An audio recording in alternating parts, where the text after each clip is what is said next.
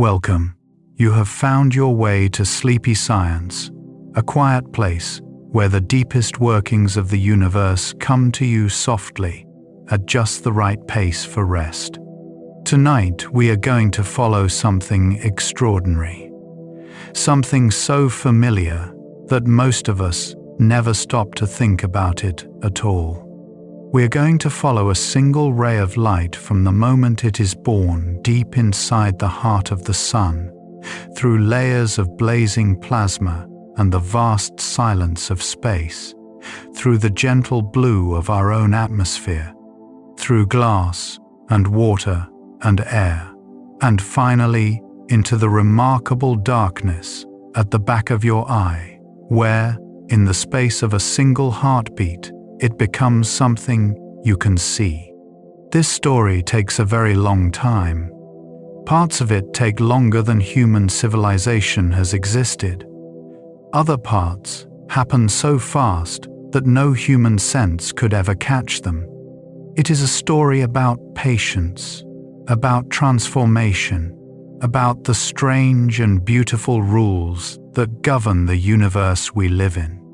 And it is, in the best possible way, a story about you, because every time you have ever looked at anything at all, this journey was already complete. Every tree you have seen, every face you have loved, every sunset that ever stopped you in your tracks, all of it arrived at your eyes by this same ancient and intricate path. So, rest now, settle in. You do not need to go anywhere or do anything. The light has already made the journey. All you need to do is be still, breathe, and listen. Let us begin at the beginning, which is a place of almost unimaginable intensity. At the center of the sun, conditions exist that have no comparison anywhere in ordinary human experience. The temperature at the solar core reaches approximately 15 million degrees Celsius, not 15,000 degrees, not 1,500,000, 15 million. At such temperatures, matter behaves in ways that would seem completely alien to anyone accustomed to the gentle physics of rooms and weather and cookstoves. The atoms that make up the sun, mostly hydrogen, with a significant portion of helium, cannot hold themselves together in the ordinary way. The electrons that normally orbit atomic nuclei are stripped away completely, sent flying free into the dense, seething plasma that fills every corner of the core. What remains is a hot, pressurized fog of naked nuclei and loose electrons, all moving at extraordinary speeds, colliding constantly, the whole mass held together by the sun's own immense gravity, pressing inward from every direction. In this environment, something happens that is both simple and profound. Two hydrogen nuclei, stripped bare of their electrons, find themselves moving fast enough and close enough together that a force takes over the strong nuclear force, which operates only at the tiniest scales of distance but is, when it engages, one of the most powerful forces in the universe. The two nuclei fuse. They merge into a single new nucleus, and in doing so, they release energy. This is nuclear fusion. It is the process that powers every star in the universe.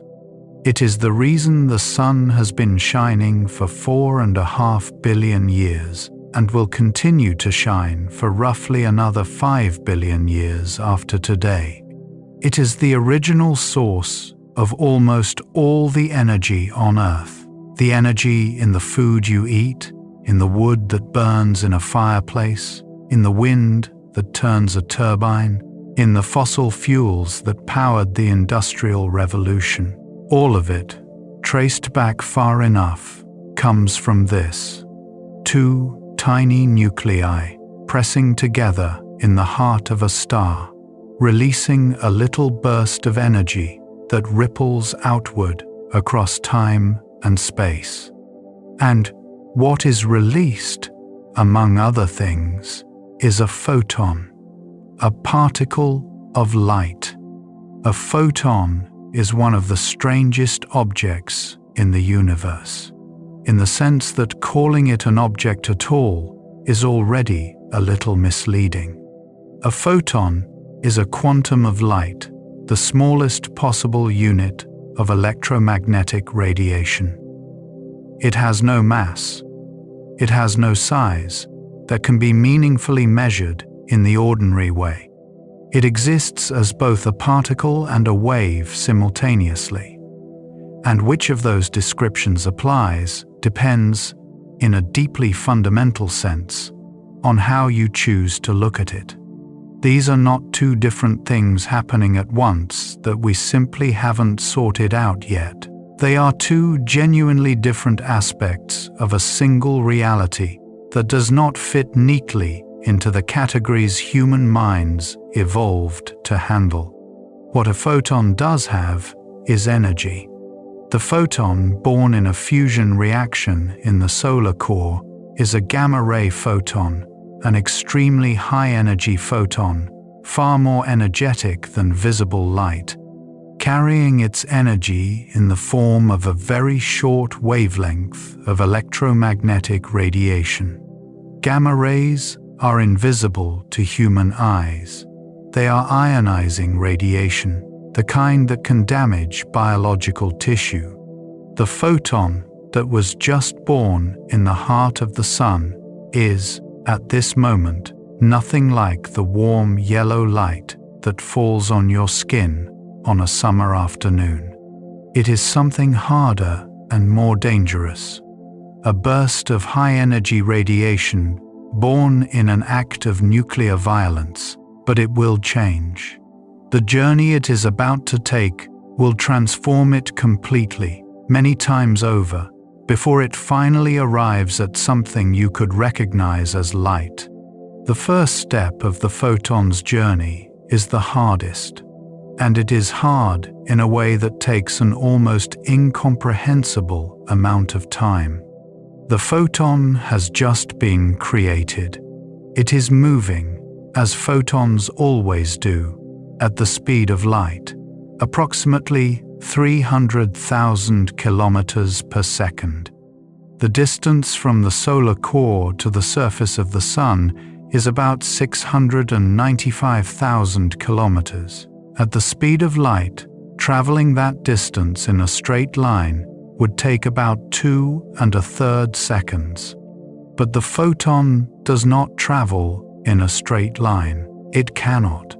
The interior of the sun is so extraordinarily dense, so packed with free electrons and bare atomic nuclei, that the photon cannot move more than a tiny fraction of a centimeter before it collides with something. And when it collides, it is absorbed. The nucleus, or electron that absorbs it, gains that energy, becomes excited, and then almost immediately releases a new photon, but in a completely random direction. The new photon sets off again, travels another tiny fraction of a centimeter, and collides again. Again, it is absorbed. Again, a new photon is emitted in a random direction. This process is called a random walk, and it is what happens to the energy of a photon trying to escape from the solar core. Each step of the journey is tiny. Each step points in a completely random direction, sometimes toward the surface, sometimes back toward the center, sometimes sideways, sometimes in directions that have no simple name in 3 dimensions. The photon is not navigating. It is not trying to get anywhere. It is simply bouncing endlessly in the dense fog of the sun's interior. Mathematically, a random walk is a beautiful and well-understood problem. If you take steps of a certain size, each one in a completely random direction, The distance you cover from your starting point grows not in proportion to the number of steps you take, but in proportion to the square root of the number of steps.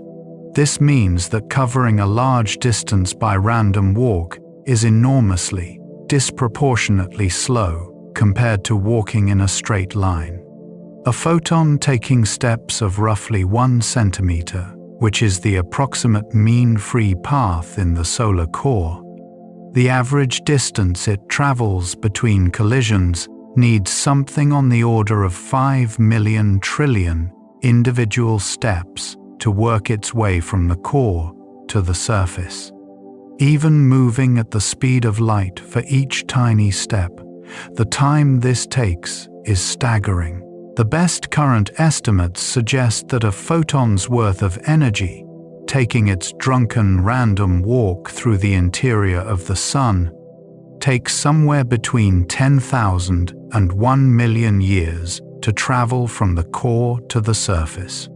The range is wide because the Sun's interior is not uniform. Density decreases as you move outward, and the mean free path of a photon grows longer as the layers thin.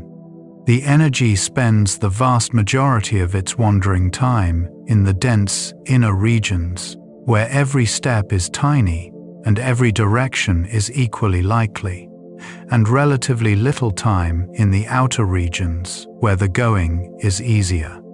Think about that for a moment before we move on. The warm light that fell on your face this morning, that made you squint pleasantly as you stepped outside, that energy was created in a nuclear fusion reaction somewhere between 10,000 and 1 million years ago. It was wandering in the interior of the Sun for longer than human civilization has existed. While the ancient Egyptians were building their pyramids, that energy was still bouncing around inside the Sun, not yet halfway to freedom. While the first cities were rising in Mesopotamia, while the first writing was being pressed into clay tablets, while every empire that has ever existed was rising and falling, that photon's energy was still trapped, still walking its random walk, still countless thousands of years from reaching the surface. And then, one day, it did. The region of the Sun through which our photon has been making its slow, wandering way is called the radiative zone.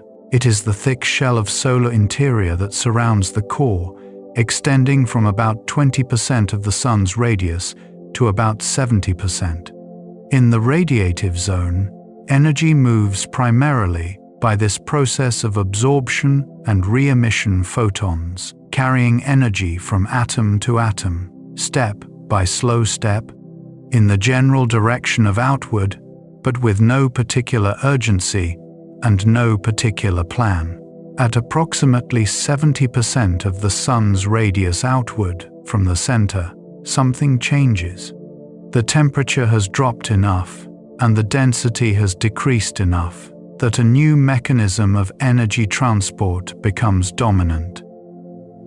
The plasma here behaves differently from the dense fog of the inner layers. It begins to behave more like a fluid, rising and falling in great convective currents, just like water heating in a pot on a stove.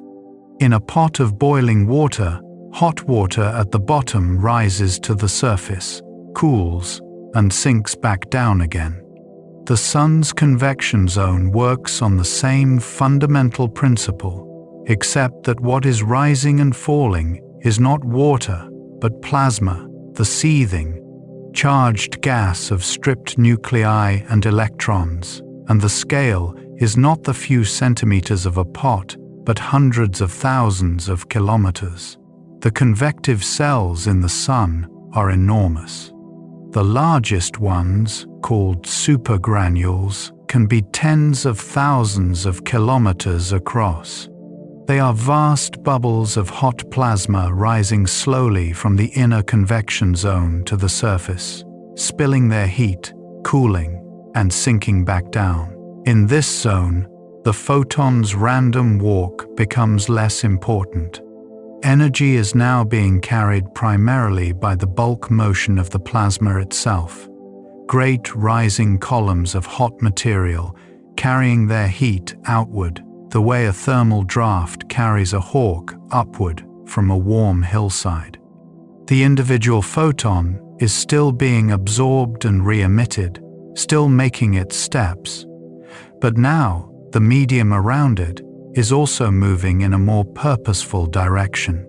The journey through the convection zone takes far less time than the journey through the radiative zone. Perhaps only a few weeks or months for a given parcel of energy to travel through, compared to the hundreds of thousands of years spent in the regions below. And then the photon reaches the surface, or rather, what we call the surface. The Sun does not have a surface in the way that a planet does, a solid crust where space ends and solid matter begins. The Sun is entirely gaseous, and what we call its surface is simply the layer at which the plasma becomes thin enough for photons to escape without being immediately absorbed again. This layer is called the photosphere, from the Greek word for light. It is about 500 kilometers thick, which sounds large, but is actually quite thin compared to the 700,000 kilometers of solar radius below it. The photosphere is the Sun as we see it, the brilliant disk in the sky, the source of the light that illuminates our world. At the photosphere, the photon that has been traveling and transforming for hundreds of thousands of years finally breaks free. It has changed enormously since its birth as a high-energy gamma ray in the solar core. Through all those collisions, all those absorptions and re-emissions, it has gradually lost energy. Energy is redistributed through these interactions, spread among many photons rather than concentrated in one, and each photon's share is a little smaller with each exchange. By the time a photon reaches the photosphere, its energy has decreased to the point where it is no longer a gamma ray. It is no longer an X-ray. It has become, by a long process of gradual degradation through countless interactions, a photon of visible light or close to it. Some photons emerging from the Sun are still in the ultraviolet range, a little more energetic than visible light. Some are in the infrared, a little less energetic. But a large portion are in the visible range, the spectrum of wavelengths that human eyes evolved to detect. This is not a coincidence. Human eyes evolved on Earth, under sunlight, and the most common wavelengths produced by the Sun are the wavelengths our eyes became sensitive to. We see the colors we see because the Sun produces the light it produces. Our perception of color is, in the deepest sense, a response to the physical properties of nuclear fusion in a medium-sized star. The photon is released, for the first time in somewhere between 10,000 and 1 million years. It is free. It moves outward from the Sun's surface at the full speed of light, 300,000 kilometers per second, in a straight line, unimpeded. Space is quiet in a way that is difficult to describe. Not quiet in the way a library is quiet, or even in the way a mountainside at 3 in the morning is quiet. Quiet in a fundamental, physical sense. In the near vacuum of interplanetary space, there is almost nothing. No air, no water, no molecules to bump into. The photon that has just escaped from the Sun after its enormously long internal journey now crosses the entirety of the distance between the Sun and the Earth, approximately 150 million kilometers, in just 8 minutes and 20 seconds. 8 minutes. After hundreds of thousands of years of wandering, the final leg of the journey, the vast gulf of space itself, takes 8 minutes. This disproportion is one of the most arresting facts in all of physics.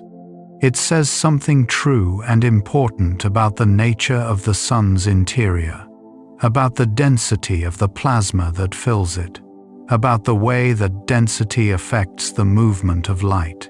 In open space, nothing impedes the photon.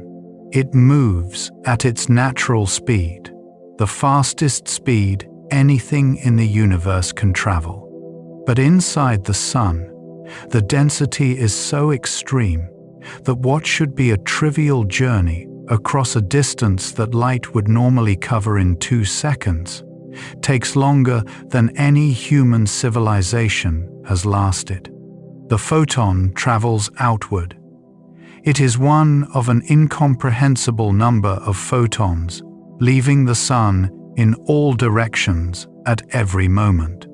Every second, the Sun releases an amount of energy that is equivalent to roughly 400 times 10 raised to the power of 26 watts, a number so large it resists comprehension. All of that energy is carried by photons streaming outward in every direction, a continuous spherical wave of light expanding at 300,000 kilometers per second, carrying sunlight to the planets, the asteroids, the comets, the dust. Most of those photons travel forever through the dark of space, never landing anywhere, never encountering anything. They simply continue outward indefinitely, growing more spread out with distance, dimming as the sphere expands, until they are too faint to detect, but still traveling, still moving at full speed, carrying the Sun's energy to places that have no name and no interest in receiving it. Our photon is one of the lucky ones. Or perhaps luck is not quite the right word, since the photon has no experience and no preferences. But among the enormous flood of photons leaving the Sun, a small fraction are moving in just the right direction to intersect with the Earth, a planet that is, in cosmic terms, an extremely small target. The Earth's diameter is about 12,700 kilometers. The Sun is about 150 million kilometers away. The fraction of the Sun's total light output that actually strikes the Earth is tiny. The rest misses entirely and continues into deep space. But it is enough. It is far more than enough to warm a planet, drive weather, power, photosynthesis, and fill every eye that has ever opened on a sunlit morning. The photon is about to arrive at Earth, but before it reaches the ground, it must pass through something remarkable: the atmosphere. The atmosphere is the thin shell of gas that surrounds our planet. It extends to varying definitions of its outer edge, but most of what matters for the behavior of light is concentrated in the lowest 50 kilometers above the surface, a layer that, if you could see it from space, would look thin as the skin of an apple compared to the bulk of the planet below. From above, looking down, the atmosphere is nearly transparent. You can see through it from space the planet's surface, its oceans, its continents, its clouds are all visible to any observer with a clear line of sight. But the atmosphere is not entirely transparent. It interacts with light in ways that are subtle, complex, and profoundly beautiful. The first interaction is the one that gives the sky its color. Light, as it enters the atmosphere from space, encounters the molecules of gas that make up the air, primarily nitrogen and oxygen, with smaller amounts of argon, carbon dioxide, and trace gases. These molecules are far too small to reflect light in the ordinary way. They are much smaller than the wavelengths of visible light, but they do something else. They scatter light. When a photon of light encounters a gas molecule, the molecule absorbs the photon's energy briefly and then re-emits a photon in a new direction. This process is called Rayleigh scattering, after the British physicist Lord Rayleigh, who worked out its mathematics in the late 19th century. Here is the crucial detail. Rayleigh scattering is much more efficient for short wavelengths of light than for long wavelengths. Specifically, the amount of scattering is proportional to the inverse of the wavelength raised to the fourth power. This means that blue light, which has a shorter wavelength than red light, is scattered roughly 10 times more strongly. As sunlight enters the atmosphere, the blue wavelengths are bounced around in all directions, scattered throughout the sky, filling the atmosphere with diffuse blue light that comes from every direction at once. The red and orange and yellow wavelengths, being scattered much less efficiently, continue more nearly on their original path toward the surface. This is why the sky is blue. Not because the atmosphere itself is blue, not because water vapor is blue, but because of a simple mathematical relationship between the size of air molecules and the wavelengths of light. If the atmosphere were filled with larger particles, as it is when there is dust or smoke, the scattering would be less wavelength dependent, and the sky would appear whitish or grey. If the sun were a different color, more red or more blue, our sky would be a different color too. Our blue sky is a consequence of the specific size of air molecules and the specific spectrum of our particular star. And what happens at sunset and sunrise is the complement of this. When the sun is near the horizon, its light must pass through a much thicker slice of atmosphere to reach your eyes, traveling at a low angle through many more kilometers of air than when the sun is overhead. By the time the sunlight has traveled all that extra distance, the blue wavelengths have been scattered away almost entirely, dispersed into the sky overhead. What remains is the light that was not scattered, the reds and oranges and deep yellows, which is why sunsets paint the world in warm colors that have no equivalent at noon. There is another thing the atmosphere does with light that is worth pausing on. It bends it. Light moves at different speeds through different materials. In the vacuum of space, it moves at its maximum speed, the famous speed of light, approximately 300,000 kilometers per second. In air, it moves very slightly slower. In water, it moves significantly slower, at about 2/3 of its vacuum speed. In glass, slower still. In diamond, slower than in glass. Whenever light moves from one medium to another, in which it travels at a different speed, it bends. The angle at which it bends depends on the difference in speed and on the angle at which it approaches the boundary. This bending of light as it crosses from one medium to another is called refraction, and it is one of the fundamental behaviors of light that shapes the world we see.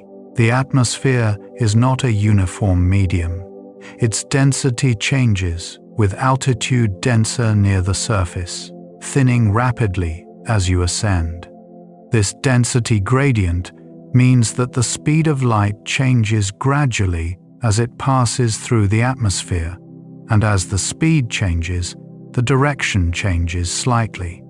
The result is that the path of light through the atmosphere is not perfectly straight, but very slightly curved, bent toward the surface by the increasing density of the air below. This atmospheric refraction has practical consequences. It means that when you see the sun near the horizon just rising or just setting, the sun's disk appears slightly higher in the sky than it geometrically should be. The sun is actually still below the horizon in a strictly geometric sense, but its light is being bent upward by the atmosphere, making it visible before it has truly risen and keeping it visible for a few minutes after it has technically set. Every sunrise you have ever seen began with light that was still, geometrically speaking, below the horizon. You saw it early, bent to you by the air.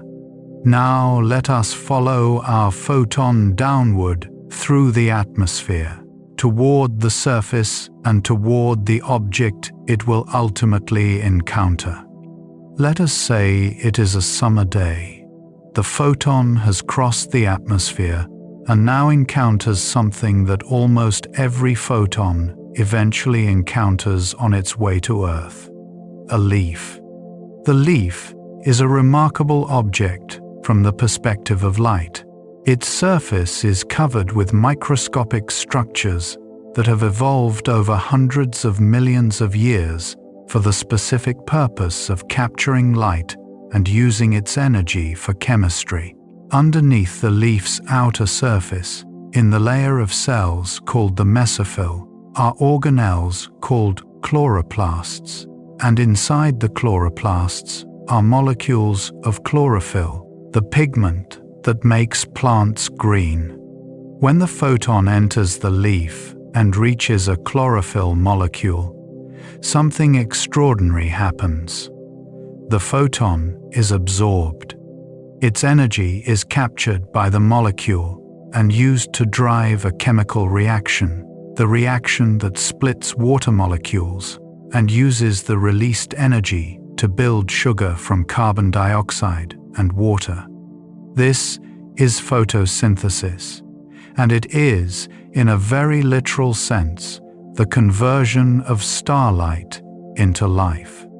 The photon that was created in a nuclear fusion reaction in the solar core, that wandered for hundreds of thousands of years through the sun's interior before escaping into space, that crossed 150 million kilometers in 8 minutes, that was scattered and bent and filtered by the atmosphere, that photon ends its journey by becoming part of a sugar molecule in a leaf. Everything you have ever eaten traces its energy back to this moment. Every animal you have ever seen was built, ultimately, from the captured energy of photons like this one. The food chain is, at its foundation, a chain of photons, light captured by plants, eaten by animals, eaten by other animals, the energy passing through form after form, all of it tracing back to nuclear fusion reactions in the sun that happened hundreds of thousands of years before any of us were born. But not every photon is absorbed by a leaf. Let us follow a different one that reaches the surface and, after some bouncing and reflecting, eventually finds its way toward a human eye. Let us say this photon strikes a flower, a yellow flower, growing in a garden on a warm afternoon. The flower is yellow because of the specific chemistry of its pigment molecules. Every material has a characteristic absorption spectrum, a set of wavelengths it absorbs, and a corresponding set it reflects. The pigment molecules in a yellow flower absorb blue and violet light, taking that energy into their chemical bonds. The wavelengths they do not absorb, the yellows and oranges and some of the greens, are reflected back out into the air. When you see a yellow flower, you are seeing the wavelengths of light that the flower did not want. This is true of every color in the world you see. A red apple reflects red and absorbs green and blue. A green leaf reflects green and absorbs red and blue. A blue sky scatters blue into your eyes while passing other wavelengths more directly through. The colors of the world are defined by absence, by the wavelengths that particular surfaces and materials choose not to absorb, sending them instead back outward to be caught by the eyes of whatever observer happens to be there. Our photon is reflected from the surface of the yellow flower. It bounces off the petal at an angle equal to the angle at which it arrived, as reflected light always does from a smooth surface, and sets off in a new direction. This direction, by coincidence or by the deliberate positioning of the observer, happens to be toward a person standing in the garden, looking at the flower. The photon travels the few meters between the flower and the observer in an amount of time so short it cannot be measured by any ordinary human sense. At 300,000 kilometers per second, crossing a few meters takes roughly 10 nanoseconds, 10 billionths of a second. In that span of time, nothing consciously perceptible happens in the human nervous system. No thought completes, no heartbeat begins. The photon covers the distance in what is, from every human perspective, the same instant it was reflected. The eye is waiting. The human eye is one of the most sophisticated optical instruments that exists in the known universe. It is not the most sensitive. Some animals have eyes that detect wavelengths we cannot, or that can see in conditions far dimmer than we can manage.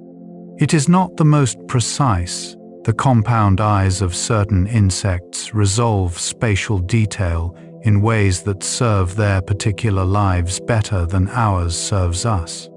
But it is, in its way, an extraordinary thing. A biological camera that evolved over hundreds of millions of years, capable of operating across an enormous range of light levels, distinguishing thousands of different colors, adjusting its focus continuously and automatically, and delivering a remarkably detailed and nuanced image to the brain several times per second. The photon approaches the eye. The first structure it encounters is the cornea, the transparent dome at the front of the eye, which is in fact responsible for more of the eye's focusing power than the lens behind it. The cornea is curved, and light passing through its curved surface is refracted, bent inward, beginning the process of focusing the incoming image. The photon's path is altered by the cornea's curvature, bending it toward the central axis of the eye. Behind the cornea is a small space filled with a clear fluid called the aqueous humor. The photon passes through this fluid, then through the pupil, the opening in the iris, the colored ring of muscle that adjusts its diameter to control how much light enters. In bright light, the iris contracts the pupil to a small opening, reducing the amount of light that gets through. In dim light, the pupil dilates wide to let in as much light as possible. Our photon passes through the pupil and encounters the lens. The lens is a remarkable structure, a transparent, flexible oval of biological tissue that can change its shape to adjust the eye's focus.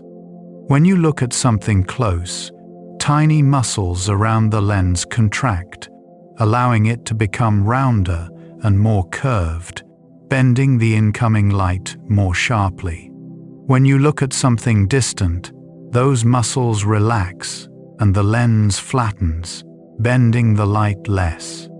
This process is called accommodation, and it happens continuously and automatically as you shift your gaze from near to far and back again, so smoothly and quickly that you never notice it happening. The lens bends the photon again, adding to the focusing effect of the cornea. Together, cornea and lens take the incoming rays of light, which are diverging from every point on the flower in every direction, and bend them back together, converging them to a point. That point, ideally, falls exactly on the retina at the back of the eye. The retina is where the magic happens. It is a thin layer of tissue, barely as thick as a sheet of paper lining the back of the eye. It contains approximately 126 million specialized cells, called photoreceptors, divided into two types, rods and cones. Rods are the more numerous type, accounting for roughly 120 million of those cells. They are exquisitely sensitive to light. A single rod can be activated by just a few photons, and in ideal conditions, the dark-adapted human eye can detect as few as 5 to 10 photons entering the eye at once. Rods do not, however, distinguish between different colors of light. They respond to a broad range of wavelengths and simply report how much light there is, not what color it is. This is why in very dim conditions, in a dark room lit only by a distant street lamp, or outside on a moonless night, you can see shapes and movement, but not colors. You are seeing with your rods, and rods have no color vocabulary. Cones are the color specialists. There are roughly 6 million of them, concentrated most densely in a small central region of the retina called the fovea, the area of sharpest vision. The part you use when you look directly at something you want to see clearly. Cones come in 3 varieties, each sensitive to a different range of wavelengths. One type responds most strongly to long wavelengths, what we call red light. Another responds most strongly to medium wavelengths, green light. A third responds most strongly to short wavelengths, blue light. The way we perceive color is entirely based on comparing the responses of these 3 cone types. A surface that strongly activates the long wavelength cones and barely activates the others is perceived as red. A surface that activates medium and long wavelength cones roughly equally appears yellow. A surface that activates all 3 roughly equally appears white. Color vision is not a property of light itself. Light has wavelengths, not colors.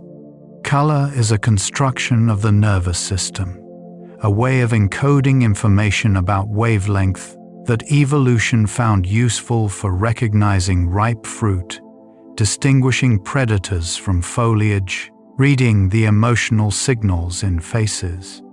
Our photon, reflected from a yellow flower, carries a wavelength in the yellow range of the visible spectrum, roughly between 570 and 590 nanometers. When it reaches the retina, it encounters a cone cell. A specific molecule inside that cone cell, called a photopigment, is waiting. The photopigment molecule is called photosyn in the case of cone cells. It consists of a protein called an opsin and a small molecule called retinal, which is derived from vitamin A. The retinal molecule sits inside a pocket in the opsin protein, held in a specific shape, a bent, kinked configuration called the 11-cis form. When the photon arrives and is absorbed by the retinal molecule, something happens in a time span that makes even the 8-minute journey across space seem leisurely. In approximately 200 femtoseconds, that is, 200 quadrillionths of a second, the retinal molecule changes its shape. The absorption of the photon's energy is enough to straighten the molecule out of its bent configuration into a more extended form called the all-trans form. This shape change is called photoisomerization, and it is the moment at which light becomes something other than light. It is the moment at which the electromagnetic energy of a photon becomes the mechanical energy of a molecular shape change, which then becomes a cascade of chemical reactions, which then becomes an electrical signal. The changed retinal molecule no longer fits comfortably in the pocket of the opsin protein.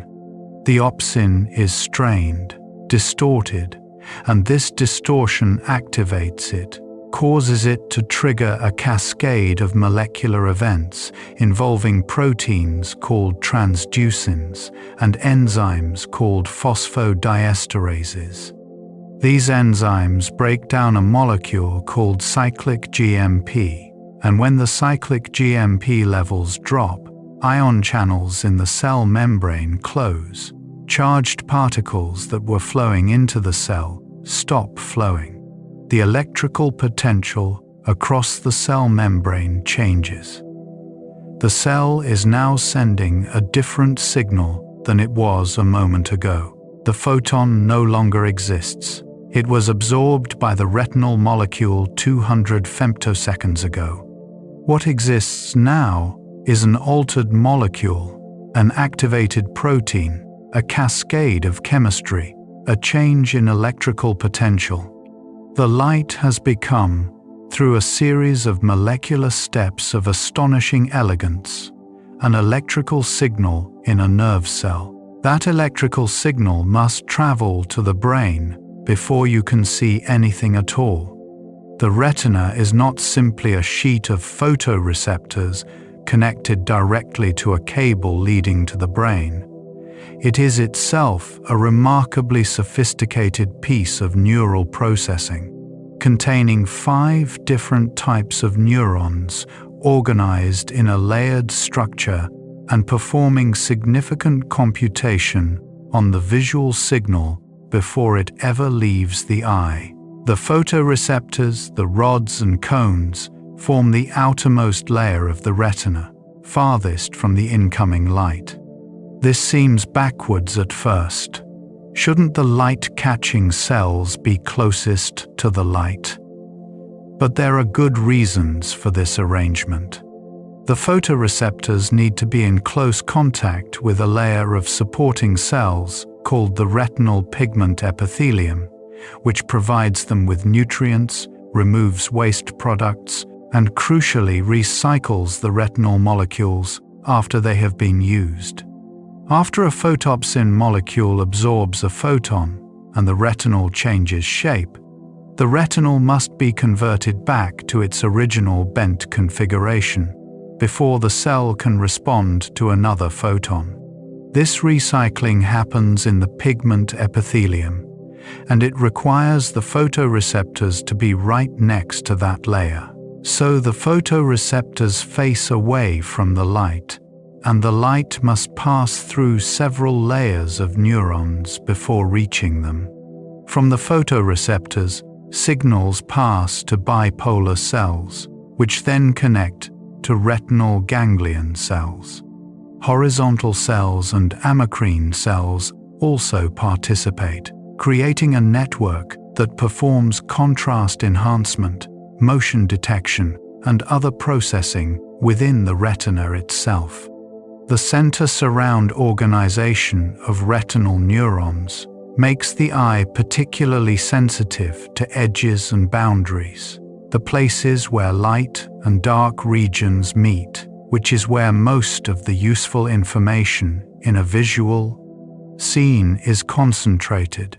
The output of all this retinal processing is carried by the axons of the retinal ganglion cells. which bundle together to form the optic nerve.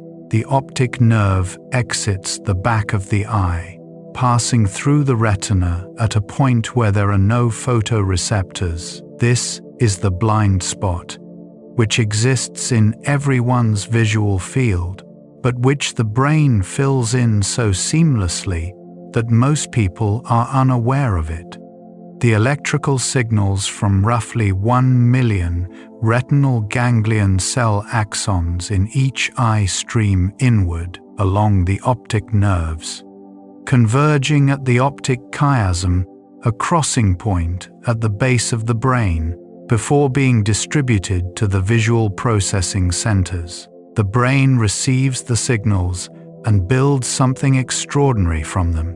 The signals from the retina arrive first at a region called the lateral geniculate nucleus, a small structure in the thalamus that acts as a relay station, sorting and organizing the visual information before sending it onward. From there, the signals travel to the primary visual cortex, located at the very back of the brain in the occipital lobe. The primary visual cortex is a sheet of neural tissue containing billions of neurons organized in a precise and intricate map. Each small region of the visual cortex corresponds to a small region of the visual field. Neurons in the visual cortex are selective. Some respond only to lines of a particular orientation. Some respond to movement in a particular direction. Some respond to specific colors or contrasts.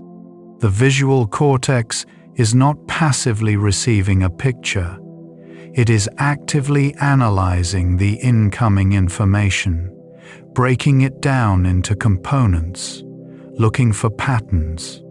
From the primary visual cortex, visual information spreads out along two main pathways, one running upward toward the parietal lobe, which is involved in spatial awareness and the control of movement, and one running forward toward the temporal lobe, which is involved in object recognition, face recognition, and the conscious experience of seeing. The visual system recruits enormous amounts of neural tissue. Roughly 30% of the entire cerebral cortex is involved in visual processing in some way. Vision is not a simple sense.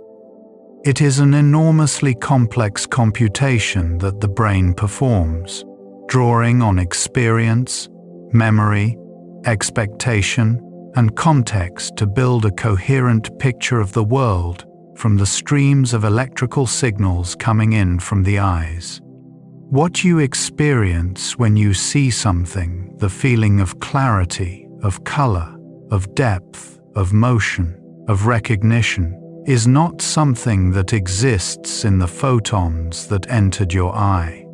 It is not something that existed in the electrical signals in your optic nerve. It is constructed by your brain, assembled from pieces, checked against memories, colored by expectation, and delivered to consciousness as a seamless experience of a world that feels immediate and unmediated and real. The yellow flower, to your eye, simply is yellow. You do not experience the wavelength of light, or the activation pattern of your cones, or the firing of neurons in your visual cortex. You simply see yellow, see the shape of the petals, see the particular quality of afternoon light falling on the garden. The extraordinary machinery that produced that experience is entirely invisible to the experience itself. Let us step back now and hold the whole journey in mind at once. A photon is born in a nuclear fusion reaction in the solar core at a temperature of 15 million degrees. It begins its journey by doing almost nothing in the most energetic way imaginable, bouncing again and again and again through the impossibly dense plasma of the sun's interior. Each step is measured in fractions of centimeters. Each step takes a fraction of a second at the speed of light. But there are so many steps, and so many of them point backward or sideways rather than outward, that the whole slow journey through the radiative zone takes somewhere between 10,000 and 1 million years. The energy reaches the convection zone and is carried upward by the rising currents of hot plasma, spending perhaps a few weeks or months on this final leg of its interior journey. It reaches the photosphere and escapes as a photon of visible light, transformed completely from the high-energy gamma ray it began as, now carrying wavelengths in the yellow-green part of the spectrum, the same wavelengths our eyes see most clearly. It crosses 150 million kilometers of empty space in 8 minutes and 20 seconds, moving in a perfect straight line at the full speed of light. It enters Earth's atmosphere, where it is scattered and filtered and bent by air molecules, arriving at the surface carrying the warmth and color of sunlight. It strikes a yellow flower, whose pigment molecules absorb the wavelengths they need and reflect back the yellow wavelengths they do not. Our photon is among those reflected, and it sets off toward a human eye. It enters the eye through the cornea, passes through the lens, crosses the gel-filled interior, and arrives at the retina after a journey through the eye that takes nanoseconds.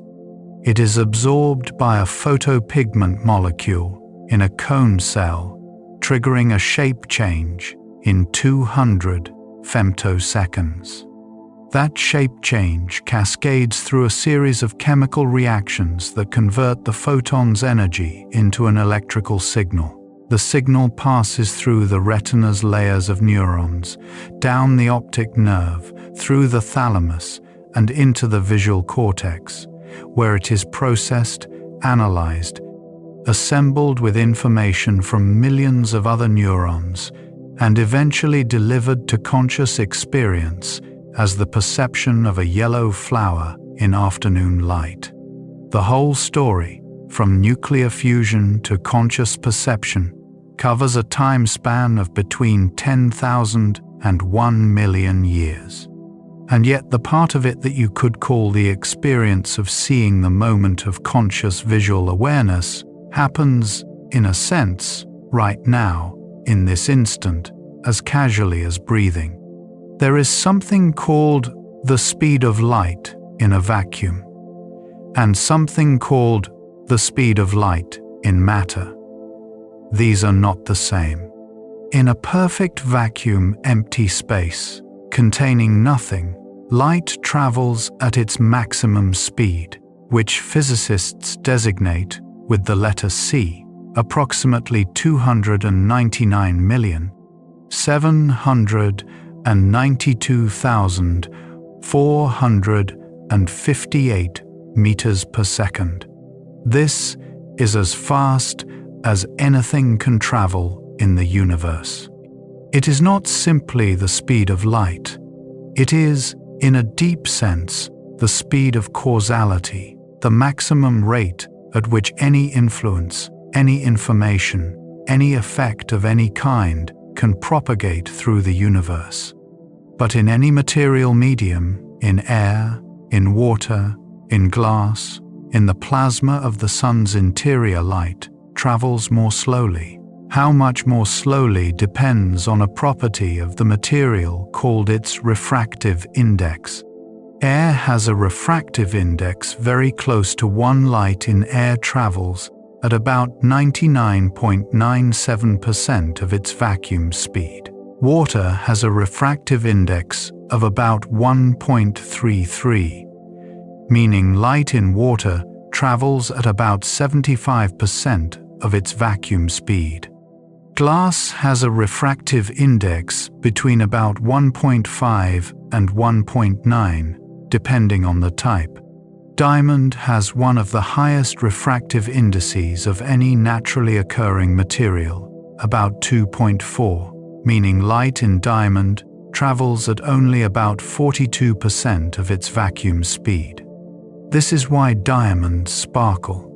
When light enters a diamond, it slows down dramatically.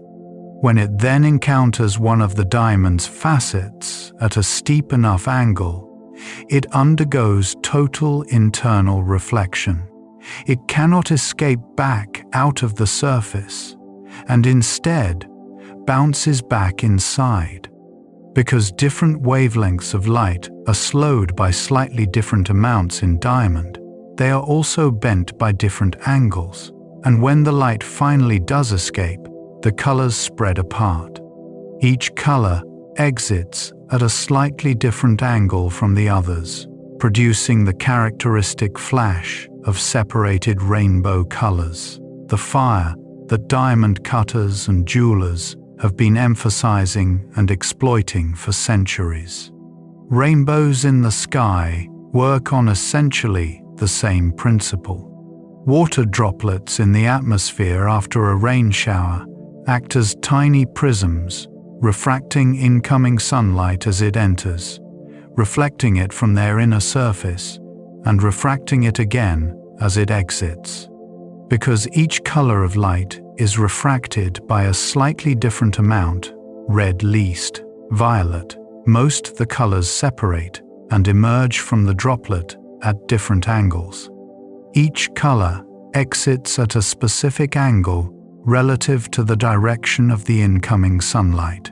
Red at about 42 degrees, violet at about 40 degrees.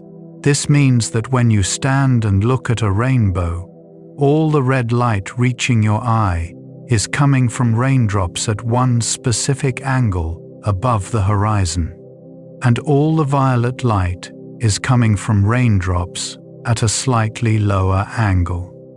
The arc of the rainbow is the set of all the raindrops at the right angle to send a particular color toward your eye. Because each observer is in a slightly different position, no two people ever see precisely the same rainbow. The arc you see is the arc formed by the specific set of droplets at the right angle relative to your eyes. The person standing next to you is seeing their own rainbow, formed by a slightly different set of droplets. In this sense, a rainbow has no objective location in the sky. It exists only in relation to an observer and a light source. Isaac Newton is often given credit for being the first to systematically understand that white light is not a pure, simple thing, but rather a mixture of all the colors of the spectrum.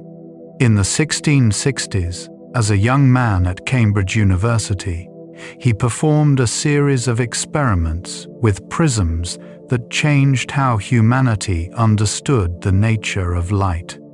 Newton placed a glass prism in a beam of sunlight entering through a small hole in a window shutter, and he watched the beam spread into a band of colors on the opposite wall: red, orange, yellow, green, blue, indigo, violet, the full rainbow laid out in a line. This much was already known. What Newton did differently was to then take that spread of colors and pass it through a second prism, inverted. The second prism recombined the colors back into white light. This was new. This showed that the prism was not adding color to the light, as was previously believed. It was separating colors that were already present but mixed together. White sunlight, Newton showed, was all the colors at once.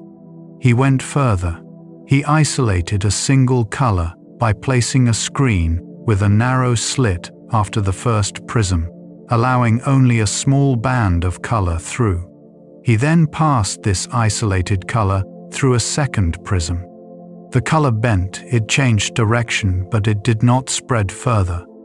It remained the same color. The prism could not split a single color the way it could split white light, because a single color could not be broken down further.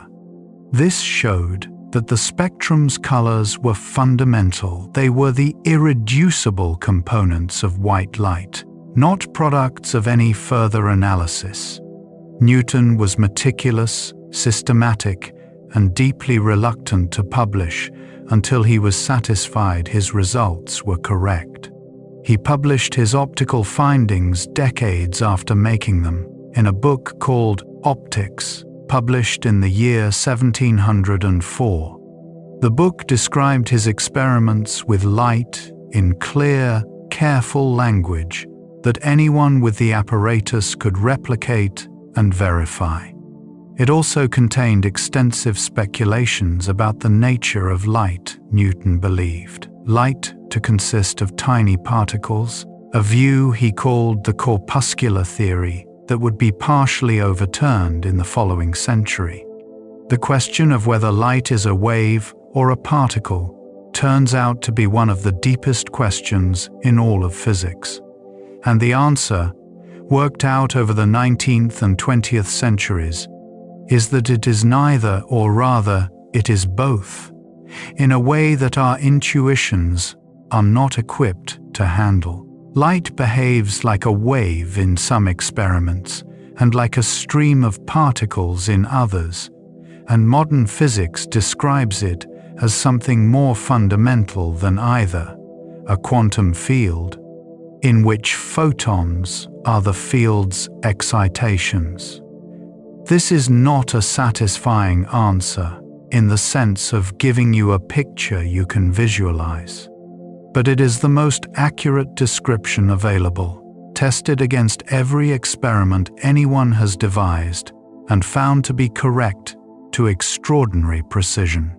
Newton sat in a dark room with a prism and a shaft of sunlight, and discovered something true about the universe.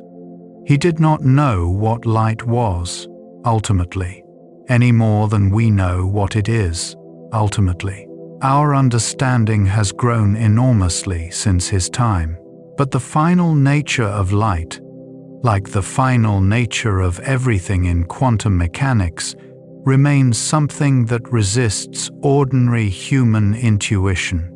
But what Newton understood, that white light is composite, that colors are wavelengths, that prisms separate rather than create, those things were true and have remained true, foundational to everything that came after. The spectrum of light is far wider than the narrow band human eyes can see. When we speak of visible light, we mean wavelengths between roughly 380 nanometers deep violet, barely visible, and about 700 nanometers deep red, fading toward infrared. This is a remarkably narrow slice of the full electromagnetic spectrum, which extends from radio waves with wavelengths of many kilometers down to gamma rays with wavelengths smaller than an atomic nucleus. Visible light occupies only about 1 octave of this vast spectrum, a range of wavelengths varying by about a factor of 2. Why can we see only this narrow band? Because our eyes evolved in sunlight, and the sun produces most of its light in this range. The peak of the sun's emission spectrum falls at about 500 nanometers yellow-green light, which is also the wavelength to which the human eye is most sensitive in daylight conditions. This is not coincidence. It is co-evolution. Eyes and sun tuned to each other through hundreds of millions of years of natural selection, operating in an environment lit by a particular star. Other animals see parts of the spectrum we cannot. Bees and many other insects can see ultraviolet light wavelengths just shorter than what we call violet. Many flowers have patterns visible only in ultraviolet, patterns invisible to human eyes but vivid to bees that evolved to see them. The patterns guide the bees to the flower's nectar, and in doing so, ensure the flower is pollinated.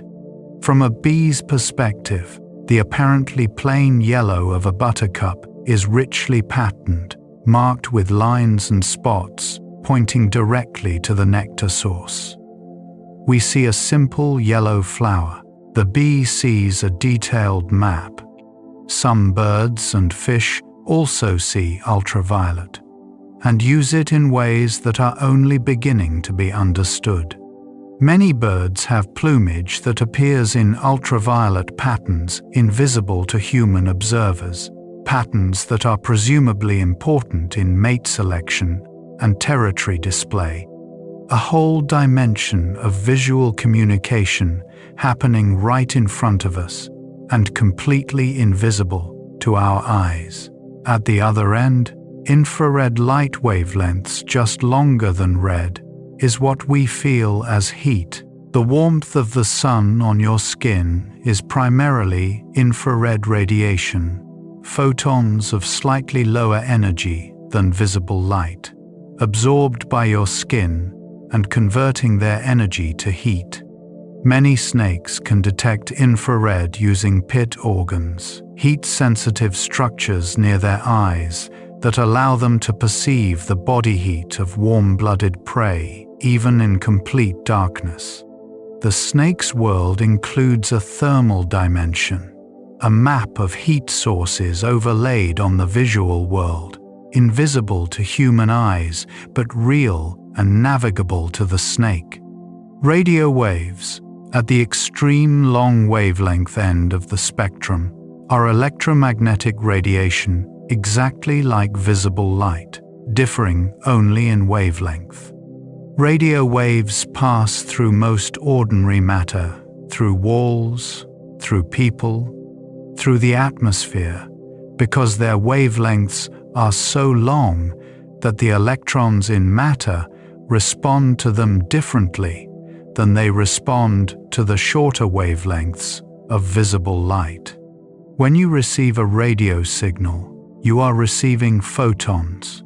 They carry less energy individually than photons of visible light, but there are many of them, and the antenna in a radio receiver is designed to accumulate their energy and extract the information encoded in the pattern of their arrival. The universe is filled with radio waves coming from space, from pulsars, from quasars, from the cosmic microwave background radiation left over from the Big Bang. Radio astronomy has revealed structures and processes in the universe that are entirely invisible at optical wavelengths. The center of our galaxy, hidden behind thick clouds of dust that block visible light completely, glows brightly in radio waves. The first evidence for the existence of dark matter came partly from radio astronomy. The discovery of pulsars, rapidly rotating neutron stars that emit regular pulses of radio waves like cosmic lighthouses, was made by radio telescope. All of the electromagnetic spectrum, from radio waves to gamma rays, is, in the most fundamental sense, the same phenomenon as the yellow light reflected from a flower that caught your eye on a summer afternoon. The same kind of thing, differing only in the energy carried by each photon, which determines the wavelength, which determines how it interacts with matter and what we are able to detect. Light carries momentum as well as energy, and this seemingly abstract fact has practical consequences that are being explored right now. When a photon is absorbed or reflected by a surface, it transfers a tiny amount of momentum to that surface. The force produced by this transfer is called radiation pressure, and it is real, measurable, and significant. Close to the sun, radiation pressure is strong enough to push dust particles outward, contributing to the tails of comets, which always point away from the sun, regardless of which direction the comet is moving. The tail of a comet is not a trail left behind as it moves. It is dust and gas being pushed away from the sun by the pressure of sunlight. For very small objects, dust grains and tiny spacecraft radiation pressure can be a significant force. Proposals have been made, and in some cases tested, to build spacecraft propelled not by rockets, but by sails large, thin sheets of reflective material that capture the pressure of sunlight and use it to generate thrust. A solar sail spacecraft, with enough sail area relative to its mass, could be gradually accelerated to significant speeds over time. The Planetary Society successfully tested a solar sail spacecraft in 2019, demonstrating that the concept works. Future missions using solar sails could potentially travel to the outer solar system and beyond without carrying any propellant at all, powered purely by the steady pressure of the sun's light. The pressure of sunlight pushing on a sail is genuinely small, equivalent to the weight of a few coins distributed over a football field. But in space, where there is no friction and no resistance, even a tiny force applied continuously produces continuous acceleration. Over weeks and months and years, a solar sail could build up substantial speed. The physics is simple. Photons strike the sail, transfer their momentum, and the sail moves. It is, in a very direct sense, the pressure of sunlight, the same sunlight that warms your face on a spring morning, propelling a spacecraft through the solar system. Color, as we experience it, is in one sense an entirely invented thing. Wavelengths of light exist. They are measurable, objective properties of electromagnetic radiation. A wavelength of 600 nanometers is a real physical quantity, no more a matter of interpretation than the temperature of a room or the mass of an object. But the experience of redness, the felt quality of seeing red, what philosophers call the qualia of color, that is not a property of the electromagnetic wave. It is a property of the nervous system processing the signal. This can be seen most clearly in the phenomenon of color constancy. Take a white piece of paper and hold it in bright sunlight. Now, take it indoors and hold it under an incandescent light bulb. The light reaching your eye from the paper is very different in the two cases. The sunlight is bluish-white, the incandescent light is orange-red. If you measured the actual wavelengths hitting your retina, they would be quite different in the two situations. And yet the paper looks white in both cases. Your brain compensates automatically, adjusting its interpretation of the incoming wavelengths based on its assessment of the overall lighting conditions, ensuring that objects appear to be the same color regardless of the illuminant.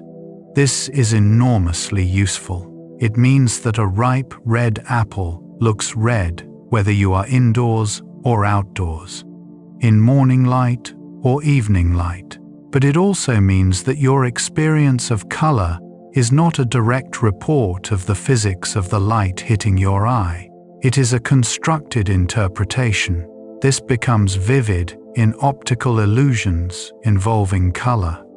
In a famous photograph widely circulated a few years ago, two tiles on a checkerboard appeared to be different shades, one apparently dark, one apparently light, while in fact, if you measured the actual light reflecting from each tile, they were the exact same gray. The brain, interpreting the tiles within the context of the checkerboard pattern, and the apparent lighting of the scene was generating a color experience that contradicted the raw physical input. This is not a failure of the visual system.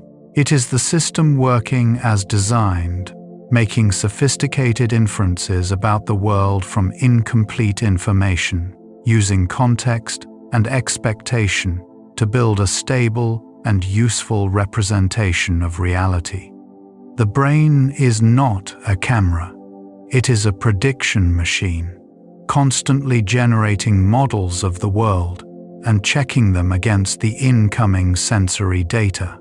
What we experience as vision is not the data, it is the model. There are several phenomena involving light in the atmosphere, besides rainbows, that are worth visiting on this slow, restful journey. Halos appear around the sun or the moon when high.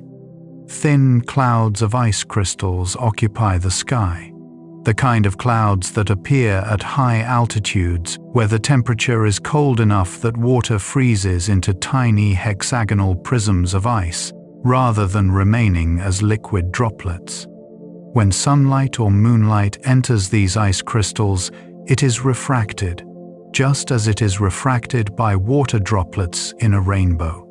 But ice crystals are hexagonal in shape, and the geometry of their refraction produces a circle of light at a specific angle from the sun or moon, typically 22 degrees. This is the common halo, a ring of pale light surrounding the sun or moon, sometimes visible for hours on a day when the right kind of cloud is present. A ring around the moon was traditionally taken as a sign of coming rain in many folk traditions, and there is actually a meteorological basis for this. High cirrus clouds, the kind that produce lunar halos, often precede the advance of a warm front, and warm fronts often bring rain. The connection is real, though not perfectly reliable, and the physics underlying it would have been entirely mysterious to the people who observed and recorded the association for centuries before the science was worked out. Sundogs are another atmospheric optical phenomenon, perhaps even more visually striking than halos. They are bright spots of light, sometimes brilliantly colored, that appear at the same height as the sun in the sky, roughly 22 degrees to its left and right. They are produced by the same hexagonal ice crystals that make halos, but only when those crystals are drifting in a particular orientation, lying flat, like coins floating on the air. Sunlight entering the flat faces of these horizontal crystals and exiting through the side faces is refracted by a consistent amount, producing bright spots at specific positions. On days when the ice crystals are perfectly aligned, the sundogs can be as bright and colorful as a piece of the rainbow, a pair of brilliant specks flanking the sun, sometimes trailing wisps of color. The glory is a phenomenon seen from airplanes, from mountaintops, and even sometimes from tall buildings in fog. It is a circular rainbow-like ring visible around the shadow of your head, or around the shadow of an airplane, on a fog bank or cloud below. It occurs when light is scattered backward by the tiny water droplets of the fog, with a slight wavelength dependence that creates colored rings. The mathematics behind the glory are considerably more complex than those behind the rainbow, involving the behavior of electromagnetic waves around droplets of a size comparable to the wavelength of light itself. The glory was observed and described by mountaineers for centuries before anyone worked out a satisfactory explanation. These phenomena, halos, sundogs, glories, fog bows, coronas, crepuscular rays, the green flash visible at the horizon at sunset, are all consequences of the same basic physics. Light interacting with matter in the atmosphere, being bent and scattered and reflected in ways that depend on wavelength, producing patterns that human eyes can detect and human minds can find beautiful. They are the sky's way of showing off the rules it lives by, the same rules that take a photon from the solar core and deliver it, transformed and focused, to a single receptor cell in the back of a human eye. The speed of light was not always known. For most of human history, it was simply assumed that light traveled instantaneously, that when a lamp was lit, the light it produced arrived everywhere in the same moment, with no delay. This seems intuitive. Light from a candle appears to fill a room with no perceptible hesitation. Light from the sun arrives the instant you step outside. There is no obvious experience in everyday life that suggests light takes any time at all to travel. The first person to demonstrate convincingly that light has a finite speed was the Danish astronomer Ole Romer, working in Paris in the year 1676. He was studying the moons of Jupiter, and in particular the moon Io, which orbits Jupiter quickly enough that its eclipses, the moments when it passes into Jupiter's shadow, are regular and predictable. Romer noticed something odd in the timing of these eclipses. When Earth was on the same side of the Sun as Jupiter, the eclipses of Io happened slightly earlier than predicted. When Earth was on the far side of the Sun from Jupiter, they happened slightly later. The discrepancy amounted to about 22 minutes. Romer reasoned that this discrepancy was caused by the changing distance between Earth and Jupiter as both planets moved in their orbits. When Earth was closer to Jupiter, the light from Io's eclipse had less distance to travel and arrived sooner. When Earth was farther from Jupiter, the light had more distance to travel and arrived later. From this reasoning, he could calculate the speed of light, though his estimate was somewhat less accurate than modern values, being off by about 25%. He got the right order of magnitude, and more importantly, he got the right idea. Light takes time to travel, and the amount of time depends on the distance. Later, more precise measurements confirmed and refined Romer's insight. The English physicist James Bradley measured the speed of light more accurately in 1728 by studying the aberration of starlight, a slight apparent shift in the position of stars caused by the motion of the problem, Earth around the Sun, and the finite speed of light. By the 19th century, terrestrial measurements using rotating mirrors and long baseline experiments had brought the measured value of the speed of light close to its current accepted value.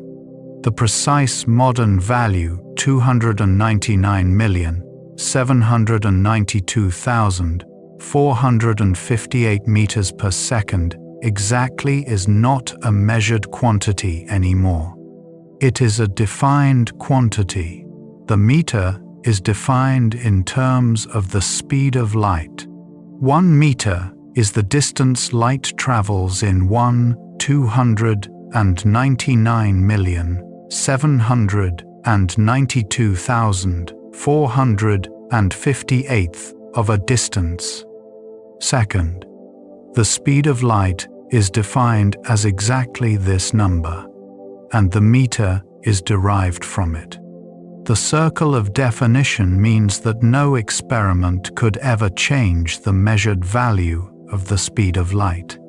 It is exact by definition, though experiments could reveal that the meter needed to be revised. This precision matters. The GPS satellites that allow you to navigate depend on timing signals accurate to fractions of a nanosecond. At the speed of light, a nanosecond of timing error corresponds to about 30 centimeters of position error. The GPS system must account not only for the finite travel time of light from satellite to receiver, but also for the tiny time dilation effects predicted by Einstein's theories of relativity, both special relativity, which predicts that clocks on the rapidly moving satellites run slightly slow, and general relativity, which predicts that clocks in the weaker gravity of orbit run slightly fast. These two effects partially cancel but do not cancel completely, and if they were not accounted for, GPS systems would accumulate errors of several kilometers per day. Einstein's physics, derived from deep principles about the nature of space and time, is not an abstraction. It is built into the navigation system you use to find your way home. Light is also the universe's way of carrying information across time, not just space. Every astronomical observation is, in this sense, a look backward. When you observe the moon, you are seeing it as it was about 1¼ seconds ago, the time light takes to cross the roughly 384,000 kilometers between the moon and Earth. This delay is so small, it is imperceptible in ordinary experience. When you observe the sun, you are seeing it as it was 8 minutes and 20 seconds ago. The sun could change dramatically in the next 8 minutes, and we would have no way of knowing until the new light arrived. When astronomers pointed telescopes at the supernova that was observed in a nearby galaxy called the Large Magellanic Cloud in 1987, the brightest supernova visible to the naked eye in centuries, they were seeing a star that had actually exploded 168,000 years earlier. The light from that explosion had been traveling through space for all that time before arriving at human eyes. There is something almost unbearably poignant about this. The stars we see at night are historical documents. The sky is a museum of the past, every object in it showing us what it looked like at a different moment in history, sorted by distance. Look at a star 100 light-years away, and you see it as it was when that generation's parents were being born. Look at a galaxy 10 million light-years away, and you see it as it was when our ancestors were first learning to make tools. Look at the farthest objects visible to our best telescopes, and you see the universe as it appeared when it was a tiny fraction of its current age. We can never see the universe as it is. We can only ever see it as it was, at many different moments, all displayed simultaneously in the sky above us. The universe we observe is a palimpsest, a document written over and over at different times, all the layers visible at once, the most ancient showing through wherever we look furthest. The stars that look like our contemporaries are actually our history. The way the eye adapts to changing light levels is itself a small story worth telling gently before we close. When you step from bright sunlight into a dark room, you are initially nearly blind. The room seems black, featureless, impenetrable. Gradually, over the course of perhaps half an hour, the darkness reveals itself. Shapes appear. Outlines become visible. Objects you could not see 5 minutes ago become clear. Your eyes have been adapting to the dark. What is happening during this adaptation involves several processes. Initially, your pupils dilate. the iris opens wide to let in as much light as possible. This happens quickly, within seconds. But pupil dilation alone is not enough to account for the full range of dark adaptation. The more important process is a chemical one. The photopigment molecules in your rod cells, the rhodopsin molecules, are being regenerated. In bright light, the rod cell's rhodopsin is continuously being bleached by the high levels of light. The retinal molecules are being converted from their light-sensitive bent form to their less sensitive straight form, faster than they can be recycled back. The rods are saturated, overwhelmed, not contributing usefully to vision. In the dark, the recycling process gradually catches up. The retinal molecules are converted back to their sensitive form, one by one, and the rods become more and more responsive to the dim light available.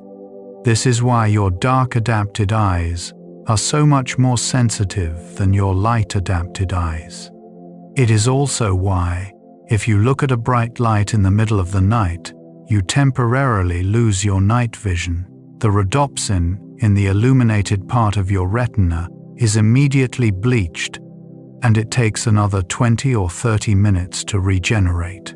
Sailors and astronomers and anyone else who needs to maintain their night vision learns to protect it carefully, avoiding bright lights, using red lights if artificial illumination is necessary, because red light bleaches rhodopsin much less efficiently than blue light. The dark-adapted human eye, in ideal conditions, can detect the arrival of roughly 5 to 10 photons in a short time window. This is an extraordinary sensitivity, detecting something happening at the quantum scale, the smallest possible units of light. In truly ideal conditions, some experiments suggest that individual rods can respond to the absorption of a single photon. We are, in our darkest sensitivity, quantum detectors, biological instruments capable of registering the arrival of individual particles of light, the smallest units in which light exists. And in the full brightness of noon, the same eyes that can detect a single photon in darkness are handling a flood of light so intense that the pupils contract and the cone cells take over, processing millions of photons per second with different chemistry and different neural pathways, building an image of the bright world with its rich colors and fine details. The range of light levels across which human vision operates, from the faintest starlight on a dark night to the glare of direct sunlight, spans roughly 10 billion to 1. No human-made camera approaches this dynamic range. The eye achieves it through a combination of pupil dilation, chemical adaptation, and the switching between rod and cone systems. It is one of the most elegant engineering solutions in all of biology, evolved not by any engineer, but by the slow, patient, incremental process of natural selection operating over hundreds of millions of years. When you look at a fish in a clear pond, the light traveling from the fish to your eye passes from water into air. And when it does, it bends. The bending is predictable and consistent, light traveling from a denser medium to a less dense medium bends away from the perpendicular. Your visual system interprets light as if it always travels in straight lines, because almost always it does. But when the light has bent on its way to your eye, your brain's interpretation of straight-line travel gives you a position for the fish that is not where the fish actually is. The fish appears closer to the surface and slightly displaced compared to its true position. This same effect is why a spoon standing in a glass of water appears broken at the waterline, one part of the spoon in the air, a different seeming part in the water, the two appearing to be bent away from each other at the surface. The spoon is not bent, the light is bent, and the brain, faithfully applying its rule that light travels in straight lines, reports a broken spoon. Refraction is also why the stars appear to twinkle. Starlight, coming from so far away that it arrives as a nearly perfect point of light, must pass through the entire atmosphere to reach our eyes. The atmosphere is not still, it is full of turbulence. Layers of air at slightly different temperatures moving past each other, creating ripples and eddies in the density of the air. Each tiny variation in density slightly changes the speed of light passing through it, and each change in speed bends the light very slightly. The cumulative effect of all these tiny bendings and rebendings is that the starlight dances. It arrives at your eye from slightly different directions and with slightly different brightnesses, moment to moment, creating the apparent twinkling that has delighted humans for as long as we have looked at the night sky. Planets, seen from Earth, do not twinkle in the same way. They are close enough that they appear not as perfect points, but as tiny disks subtending a small but non-zero angle. The light from different parts of that disk is affected differently by the atmospheric turbulence, and the variations average out to some degree across the disk.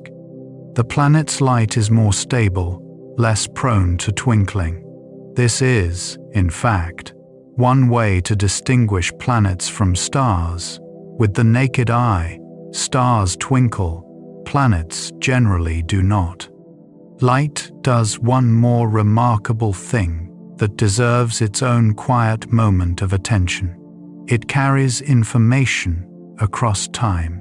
When you look at the night sky, you are not seeing the stars as they are. You are seeing them as they were hours ago, years ago, centuries ago, millennia ago, millions of years ago, depending on how far away they are. The light from the nearest star beyond our Sun, Proxima Centauri, takes 4 years and 3 months to reach us, which means the view we have of it is a picture of how it appeared 4 years and 3 months in the past.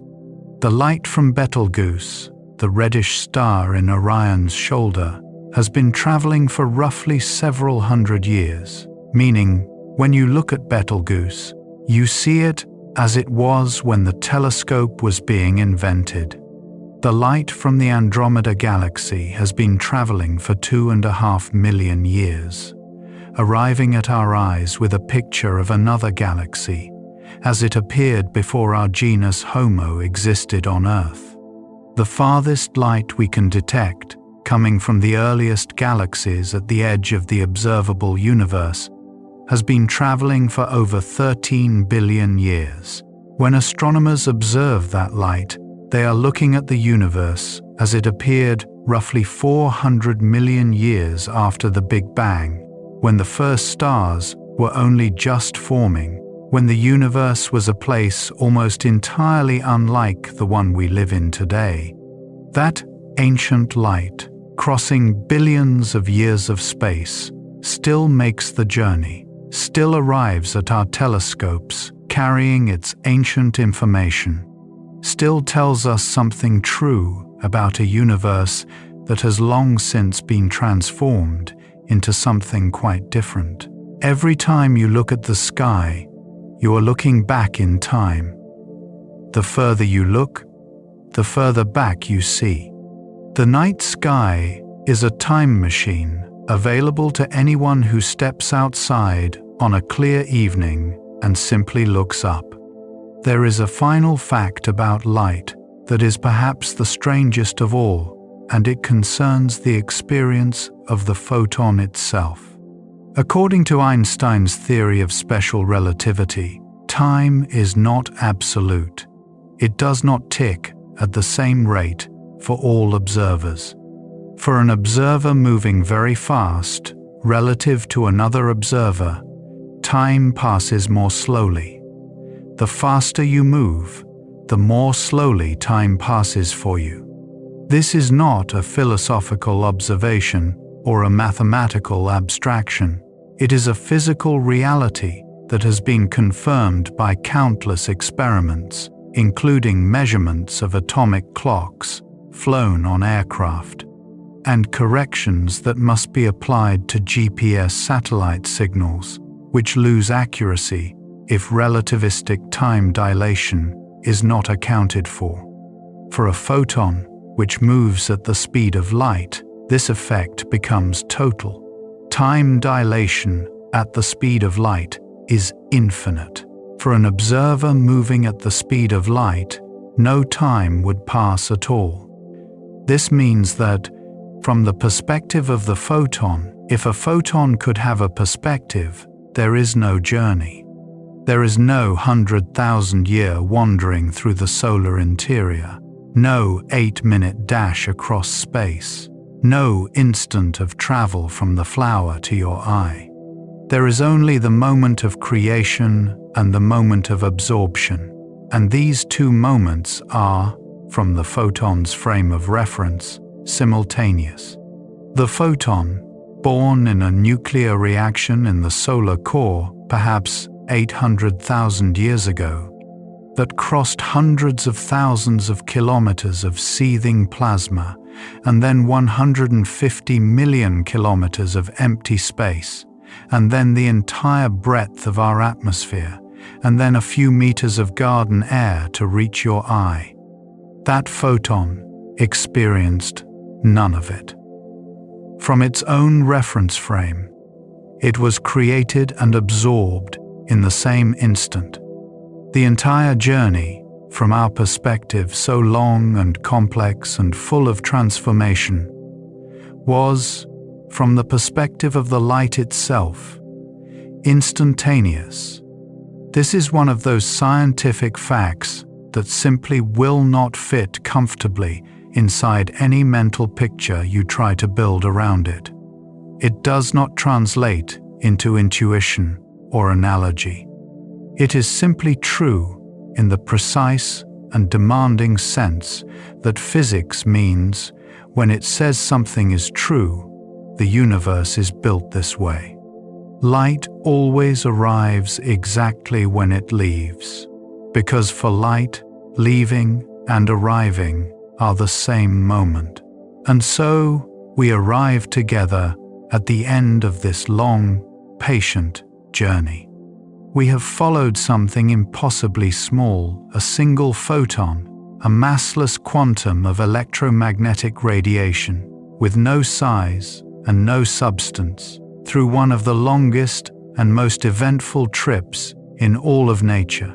We have watched it born in nuclear fire, trapped for epochs beyond human reckoning in the dense heart of a star, slowly transformed through a million interactions from hard gamma radiation to soft visible light, finally freed at the surface of the sun to cross the emptiness of space in 8 quiet minutes, to navigate the layered complexity of a planet's atmosphere, to be caught by the molecules of a flower petal and reflected toward a pair of open eyes, to pass through the elegant optics of cornea and lens, to be caught by a single molecule deep in a cone cell in the retina, to trigger a cascade of chemistry that becomes electricity, to travel along nerves to a brain, to be assembled with millions of other signals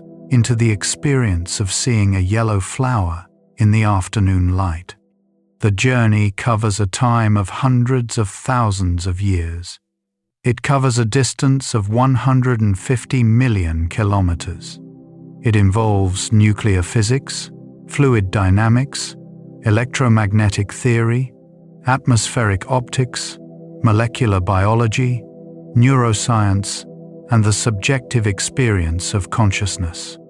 It is, in a certain light, so to speak, the entire story of how you are connected to the universe. Every photon that has ever entered your eyes has made this journey. Every moment of vision you have ever had began with nuclear fusion in the heart of a star and ended with a molecule changing shape in a fraction of a billionth of a second. And it all happens so continuously, so seamlessly, so automatically, that you simply open your eyes and see. The story of humanity's understanding of light is itself a long and quiet story, full of patient observation, careful reasoning, brilliant leaps, and humbling revisions. The ancient Greeks debated whether vision worked by light traveling from the eye outward to objects, a theory called extramission, or by light traveling from objects inward to the eye, a theory called intromission. Plato and others supported extramission, imagining vision as a kind of reaching out, the eye sending forth a beam of perception to touch the things it saw. The Arab polymath Ibn al-Haytham, working in the 11th century, decisively settled the debate in favor of intromission. His Book of Optics, written around the year 1015, was the most rigorous and comprehensive treatment of optics yet produced, and it established that vision worked by light traveling from objects into the eye. He demonstrated it through experiments, through careful observation, and through reasoning that any subsequent reader could follow and verify. Ibn al-Haytham also gave the first clear description of how a pinhole camera works, how a small hole in a screen can project an inverted image of the scene outside onto a surface inside a darkened room. This camera obscura, as it came to be known, was a demonstration that light travels in straight lines and that vision is a passive process, not an active one. The eye does not reach outward, it receives. His work was translated into Latin in the 13th century and became foundational for European scientists studying optics in the following centuries. Roger Bacon, the English friar and natural philosopher, read and was influenced by his ideas. Leonardo da Vinci used the camera obscura as a drawing aid and described the principles of its operation. The 17th century scientists who transformed optics, Kepler, Descartes, Newton, were all building, directly or indirectly, on the foundation that Ibn al-Haytham had laid in his cramped study in Cairo 1,000 years earlier. Christiaan Huygens, the Dutch mathematician and physicist who lived in the 17th century, proposed a wave theory of light that stood in competition with Newton's particle theory for more than a century. Huygens imagined light as a wave spreading outward from its source, much as ripples spread outward on a pond when you drop a stone. Each point on the advancing wavefront, he proposed, acts as a new source of waves, sending out its own ripples forward, and the next position of the wavefront is found by drawing a surface tangent to all these tiny wavelets. This construction, known as Huygens' principle, correctly predicts the reflection and refraction of light, and it produces the right answer for many optical phenomena. But Newton's authority was immense, and Newton favored particles. For most of the 18th century, the wave theory was out of fashion in Britain, though it continued to be developed on the continent. It was only in the early 19th century that the wave theory received decisive experimental support through the work of Thomas Young in England and Augustin Jean Fresnel in France. Young performed a famous experiment in 1801 in which he passed light through two narrow slits in a screen and observed the pattern of light on a second screen beyond. If light was simply particles, you would expect two bright bands directly behind the two slits and darkness elsewhere. Instead, Young saw a pattern of alternating bright and dark bands, interference fringes, the signature of waves that reinforce each other where their peaks align and cancel each other where a peak meets a trough. The experiment was clean, elegant, repeatable, and unambiguous. Light behaved like a wave. Young was not immediately believed. The particles of light tradition was deeply entrenched, and his work was attacked by critics who could not accept the conclusion. But the wave theory was correct, at least partially.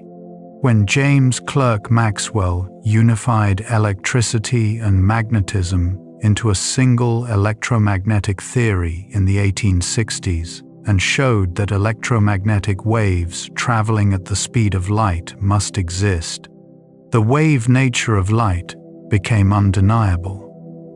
Light was an electromagnetic wave, oscillating electric and magnetic fields propagating through space. And then, in 1905, Albert Einstein explained the photoelectric effect, the fact that light can eject electrons from metal surfaces only above a certain frequency, regardless of intensity, by proposing that light is in fact composed of discrete quanta, particles of energy, each carrying energy proportional to the frequency. This was the photon, and it meant that light, which had just been definitively shown to be a wave, was also a particle. Both are true. The reconciliation of these two apparently contradictory descriptions is one of the greatest achievements of 20th century physics. Accomplished through the development of quantum electrodynamics, a mathematical framework so precise that its predictions agree with experimental measurements to 12 decimal places, the most precisely verified theory in all of science. But the intuitive reconciliation, the mental picture of what light actually is, that remains elusive. We can calculate what light will do with extraordinary precision. We cannot easily picture what light is. This is not a failure of science. It is a reminder that the universe is not obligated to be intuitive. It is what it is, and what it is can be described mathematically with great precision and understood qualitatively with great care. But it does not need to look like anything a human has seen before, and in many cases it does not. One of the most beautiful facts about light is that it is self-sustaining. An electromagnetic wave consists of oscillating electric and magnetic fields. The oscillating electric field generates the oscillating magnetic field. The oscillating magnetic field generates the oscillating electric field. Each component of the wave creates and sustains the other, and together they propagate through space without needing any medium to support them, unlike sound waves, which need air or some other material to travel through, or water waves, which need water. Light needs nothing. It travels through the vacuum of space because it carries within itself everything it needs to keep going. This was not always understood. In the 19th century, physicists assumed that light, being a wave, must be a wave in something that there must be a medium for it to travel through, just as sound waves travel through air and water waves travel through water. They called this hypothetical medium the luminiferous ether, and they tried for decades to detect it.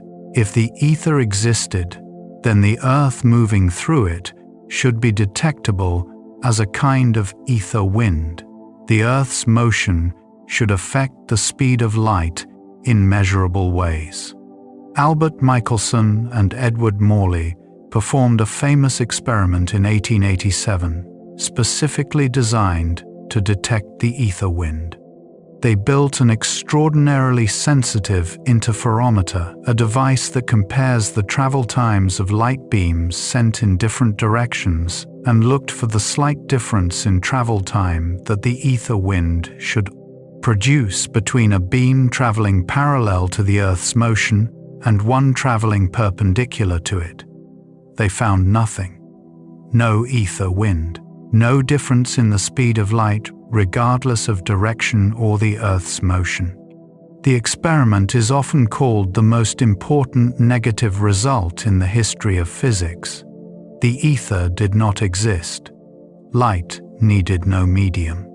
It traveled through empty space because it was a self-sustaining oscillation of electromagnetic fields that required nothing external to maintain itself.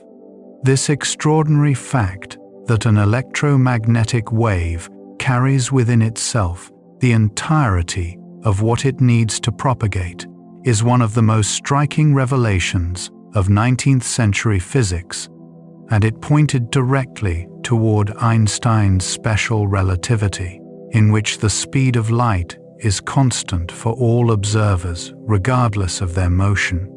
There is something that happens to light as it travels through the universe that astronomers call redshift, and it tells a story about the universe that is among the most startling discovered in the 20th century.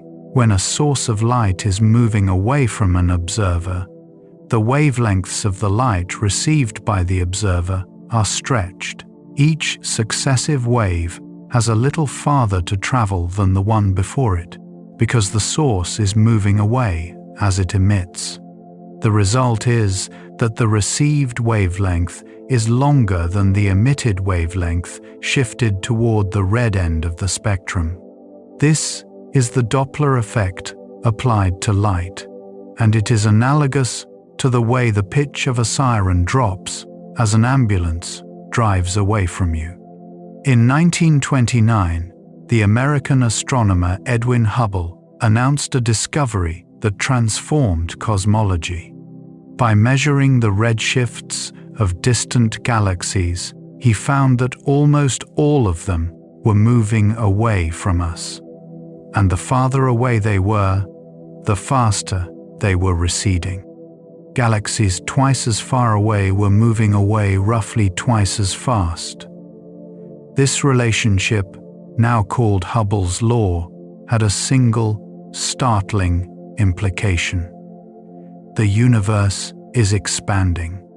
Every galaxy is moving away from every other galaxy, carried outward by the expansion of space itself.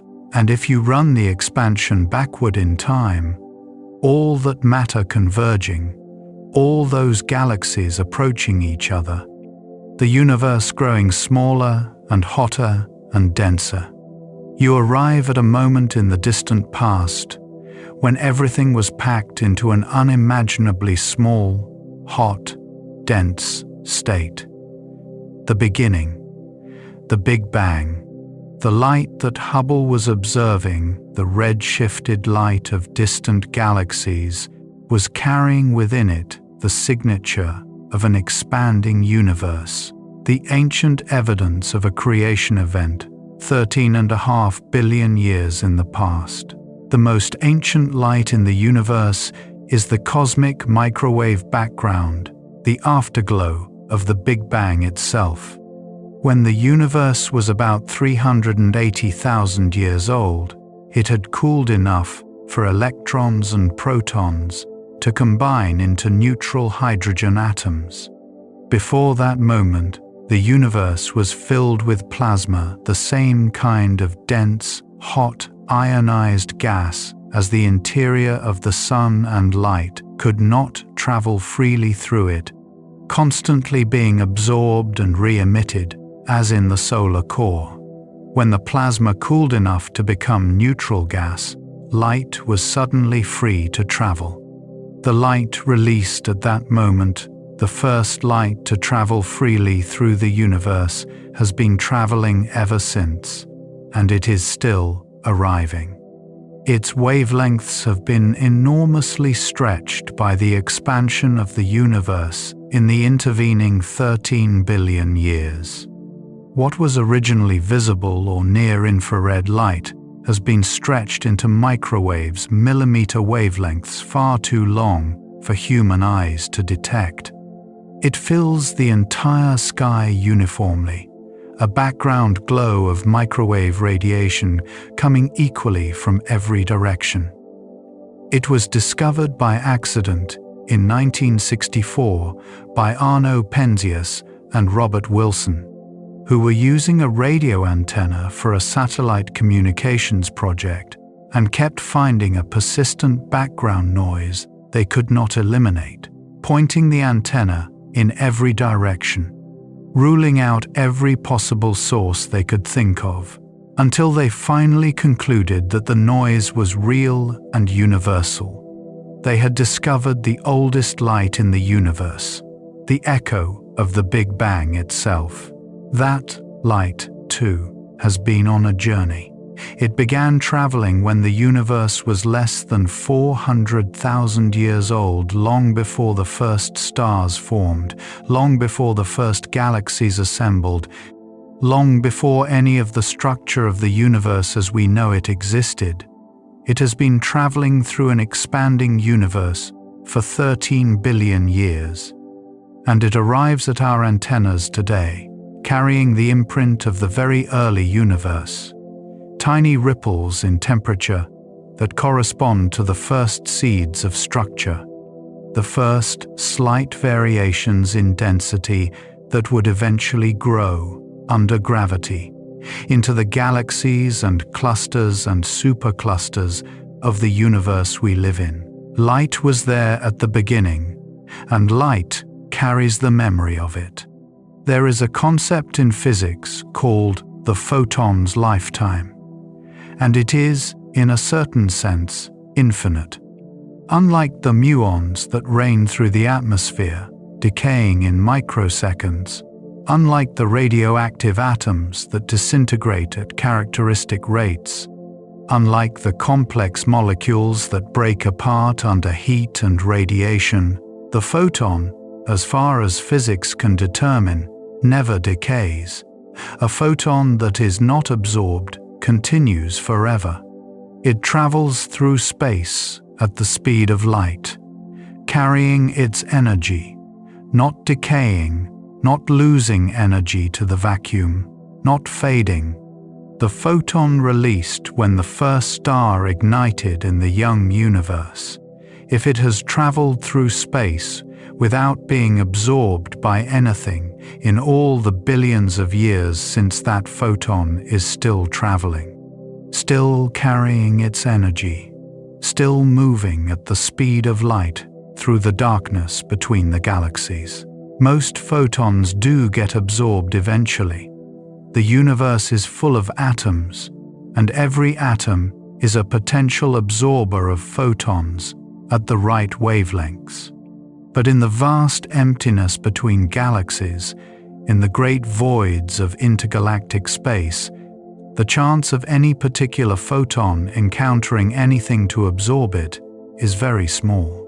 Photons that happen to be moving through the voids can travel for billions of years without interacting with anything. There are photons traveling through the universe right now that have been in flight since the first stars formed over 13 billion years ago. They began their journeys in nuclear reactions in massive young stars that no longer exist, stars that burned brightly for a few million years and then exploded before our sun was born, before the earth was formed, before any life existed anywhere we know of. Those photons are still traveling, still carrying energy from those ancient fires through a universe that has been transformed almost beyond recognition since the fires that made them burned. Light also carries with it one of the deepest mysteries in physics: the question of what it means for a photon to be in a particular state before it is measured. In quantum mechanics, a photon, like all quantum objects, does not have definite properties until those properties are measured.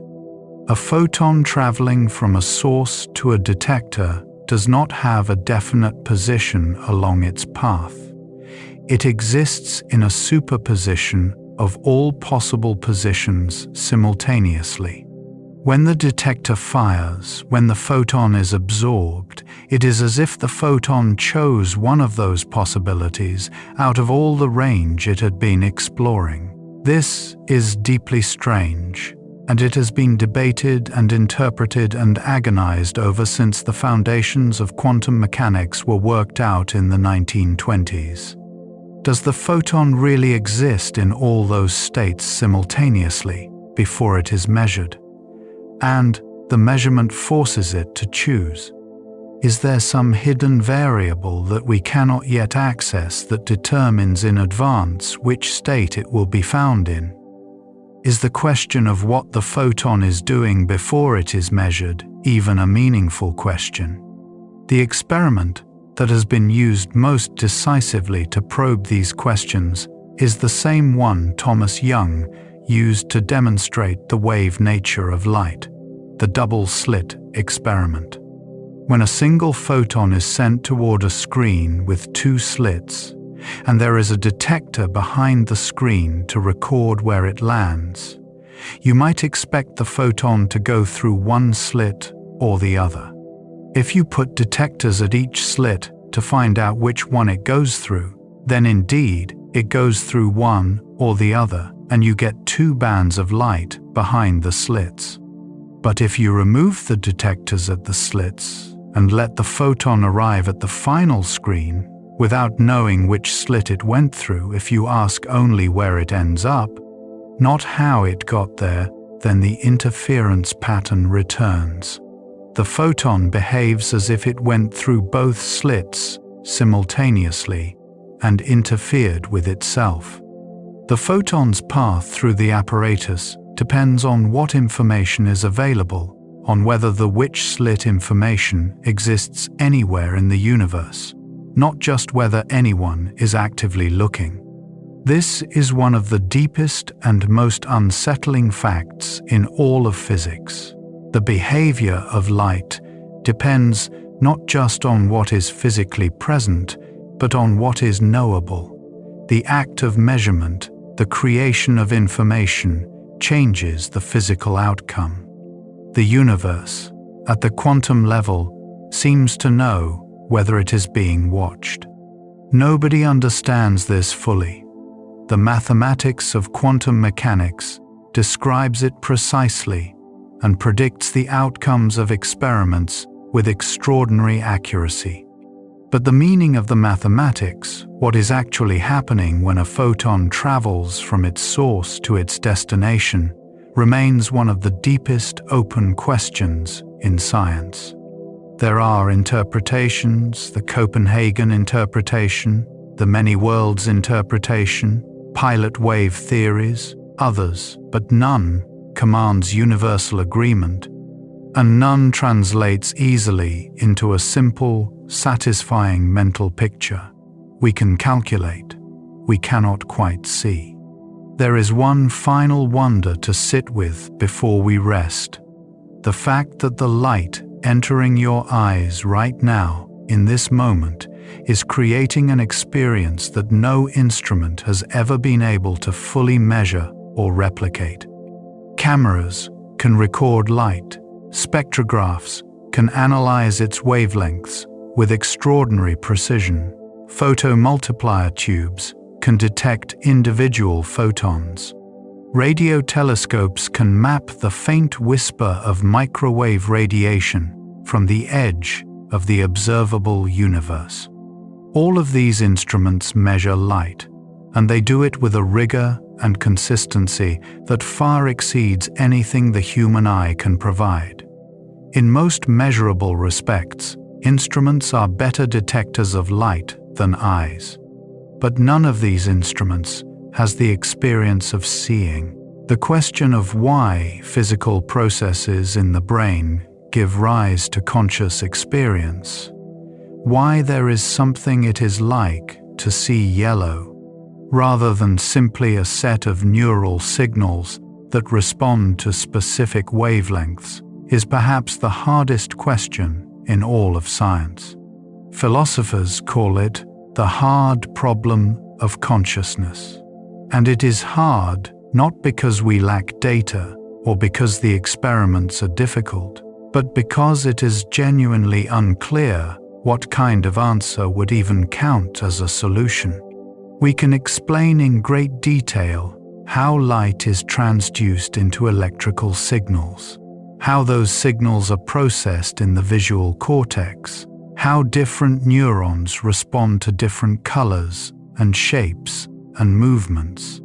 We can trace the entire chain from photon to neural firing, but we cannot explain why any of this is accompanied by experience, why it feels like something to see a yellow flower rather than simply being a set of electrical events in a piece of neural tissue. This is not a gap that will be closed by more data about neurons, or more detailed maps of brain connectivity, or better measurements of the activity of the visual cortex. It is a gap in our understanding of what consciousness is and how it relates to the physical world. It is possible that the gap will eventually be closed, that some future science will explain why experience arises from physical processes in a way that seems obvious in retrospect. The way germ theory made the connection between microorganisms and disease seem obvious in retrospect. It is also possible that the gap reflects something genuinely irreducible about the nature of mind and matter, something that cannot be explained within the current scientific framework, and that will require a revolution in our understanding, comparable to the revolution that quantum mechanics brought to physics. What this means, for our present purposes, is simple and rather beautiful. When you see the yellow flower, when light enters your eye and is transformed by the extraordinary machinery we have been describing for the last few hours, something happens that is not fully captured by any account, however detailed, of the physics and the biology. The experience is yours. It belongs to the particular arrangement of neurons and memories and associations and history that makes you the specific person you are. No one else has exactly your experience of yellow. No one else sees the world through exactly your history. Every photon that has ever entered your eyes has been part of building that experience. Every ray of sunlight that ever warmed your face, every candlelit room, every sunset, every face you ever looked at and recognized as someone you loved, all of it came to you through the same ancient chain. Nuclear fusion in a star, a long wandering journey through plasma and vacuum and air, the elegant optics of the eye, the patient chemistry of the retina, the neural processing of a brain that has been shaped by everything it has ever seen. The light and the seeing and the meaning of the seeing are all woven together into something that began billions of years ago in a fire and arrives in each moment as the experience of a world. We have not talked about darkness, and darkness deserves its moment. Darkness is not a thing. It is an absence, the absence of photons reaching the eye. When you sit in a truly dark room with no light source anywhere, there are genuinely no photons entering your eyes from the outside world. What you experience then is not the perception of something, but the perception of nothing, the baseline state of the visual system, the experience of what seeing is like when there is nothing to see.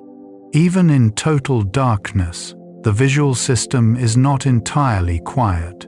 The rod and cone cells continue their chemistry, producing occasional random signals that are not triggered by any external photon, but by spontaneous thermal activity, a molecule of photopigment being converted by a chance collision with a molecule of the right energy rather than by an incoming photon. This thermal noise sets the floor below which no visual signal can be detected. The sensitivity of the dark-adapted eye has been tuned by evolution to sit just above this noise floor, sensitive enough to detect signals faint enough to be useful, but not so sensitive that the noise drowns out the signal. On the darkest clear night, far from any city, the starlight alone contains enough photons to allow a dark-adapted human eye to function quite well. Shapes and large features are visible. Movement can be detected. The landscape is not invisible, it is merely desaturated, drained of color by the shift to rod-dominated vision, but present, navigable, real.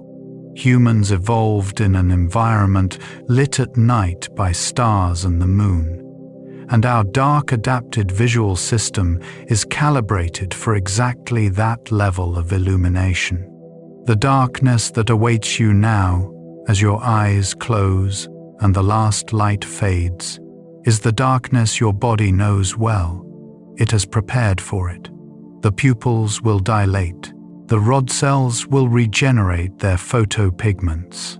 The visual cortex will quiet, and the vast machinery of light, the nuclear fires and the random walks and the 8-minute sprint across space and the rainbows and the lenses and the molecular cascades, all of it will simply wait, patient as it has always been, for the morning and the light.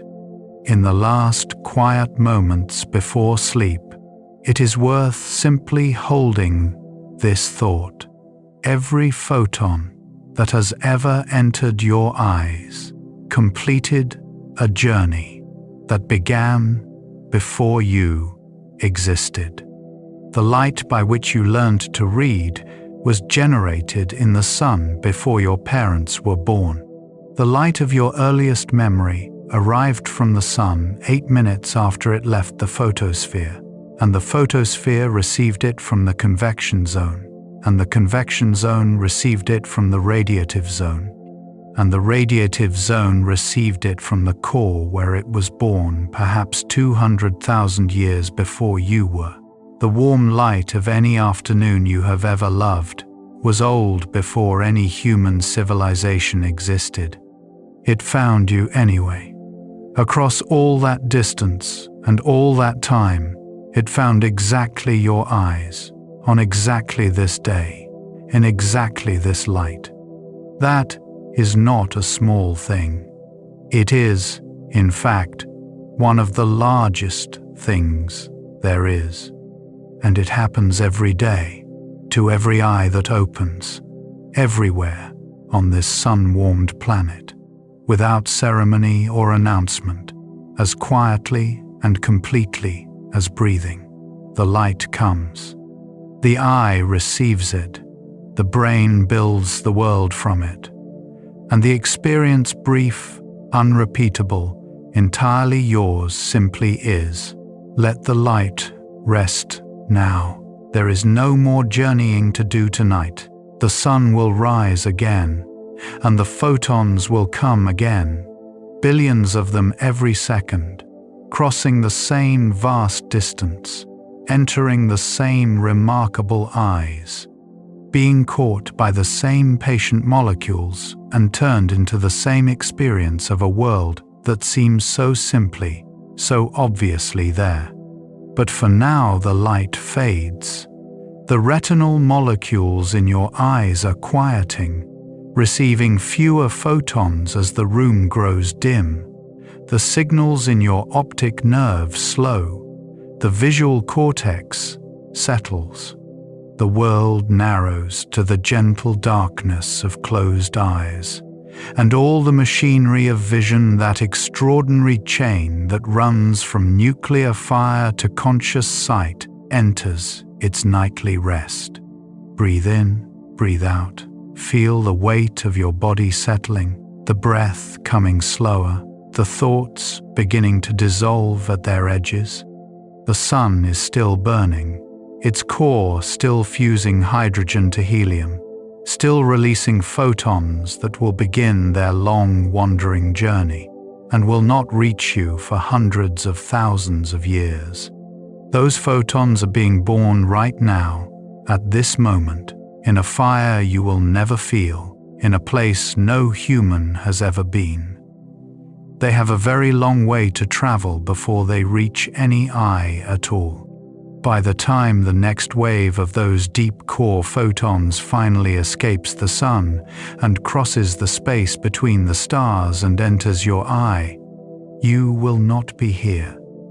Your grandchildren's grandchildren will not be here. Civilizations will have risen and disappeared, but the light will come, patient as only something without time can be patient, carrying its ancient energy outward into the waiting universe. Rest now. The universe does not need your watching tonight. It has been doing this for 4.5 billion years, and it knows the way. Sleep. Let the light carry you. Good night.